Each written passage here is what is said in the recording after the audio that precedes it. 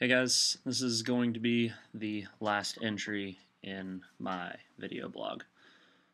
Just got back from the 3 weeks of independent travel, and I probably should have updated a couple times while I was there, and I didn't, so I'm not going to go into a whole ton of detail on everything that happened, because let's be real, you don't want to watch a 10-minute long video. So I'm just going to tell you kind of where I went. A couple quick things. I started in Venice. Spent a day there, went to Rome, spent 3 days there, 2 days in Florence, 2 days in Cinque Terre, a day in Nice and Monaco, and then went to Barcelona for a few days, which is easily the highlight of my entire trip. Went to Madrid, came back to Barcelona, then went to Normandy for a D-Day tour. Um, there's so many stories and so much stuff to talk about. I really don't have time to go into it all. But if you want to hear about it, more than welcome. Well, more than happy to talk to you about it. It's been a blast, and give me a call, text me, whatever. Facebook me. We'll get together. We'll talk about it. Especially if you're going to Maastricht next semester. I got some good tips and stuff on places you should and shouldn't go. But it's been a blast. It's been a blessing.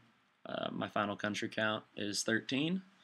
That makes it 15 in the last year if you add the Israel and Jordan trip of last May. But I do have, although I'm not going to go into every story that happened, I've definitely learned some things that have been awesome. One, and probably the most important, is you don't really realize how much you need church community until you don't have it. Being away from Highland for 3 months and essentially traveling every weekend, so you're really not anywhere on a Sunday morning, makes things really tough. Makes it hard to stay grounded. And it's definitely made things more difficult. So I definitely learned that church support is so important in your life. The second thing that I learned is I'm not the person that I thought I was. In that, for the longest time, I thought I was going to be one of those people that would essentially take a year off after school and just buy a one-way ticket somewhere and just figure it out and just enjoy the world.